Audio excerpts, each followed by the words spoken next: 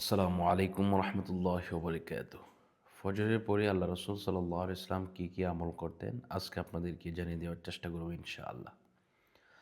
আল্লাহ পাক রব্বুল আলামিন পবিত্র কালামুল্লাহ শরীফের মধ্যে ঘোষণা দিয়েছেন, যদি কোনো ব্যক্তি সকাল এবং সন্ধ্যা, এখানে সকাল বলতে ফজরকে বলা হয়েছে, ফজরকে বোঝানো হয়েছে।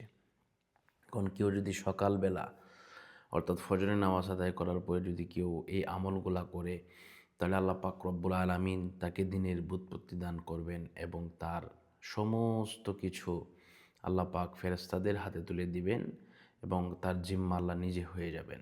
আসুন আমরা সেই আমলগুলা একটু বুঝে নেই।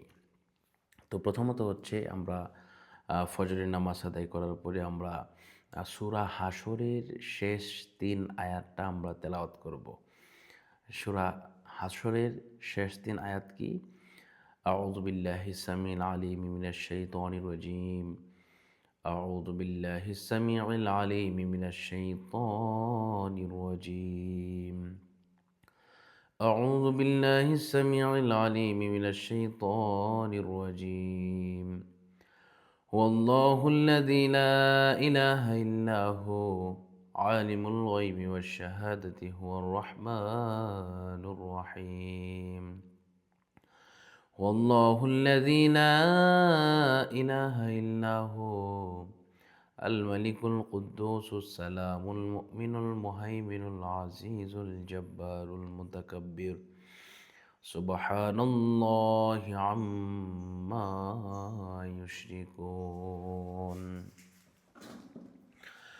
هو الله الخالق البارئ المصور له الأسماء الحسنى يسبح له ما في السماوات والأرض وهو العزيز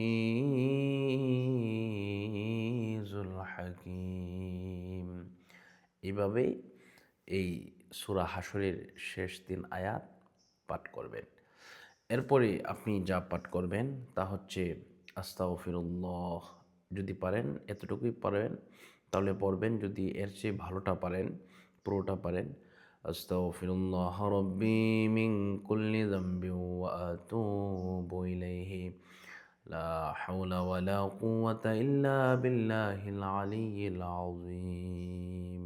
আমি আবারও বলছি, আস্তাগফিরুল্লাহ রাব্বি মিন কুল্লি যামবি ওয়া আতুবু ইলাইহি লা হাওলা ওয়ালা কুওয়াতা ইল্লা বিল্লাহিল আলিয়্যিল আযীম। এভাবে আপনি পড়বেন, দেখবেন আপনার দিন সুন্দর যাবে, আপনার মন ফ্রেশ থাকবে।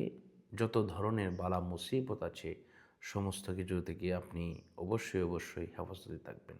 আল্লাহ পাক আমাদেরকে কবুল করুন, মঞ্জুর করুন, সেই প্রত্যাশা করে আজকের মতো বিদায় নিচ্ছি। আসসালামু আলাইকুম রহমতুল্লাহি ওয়া বারাকাতুহু।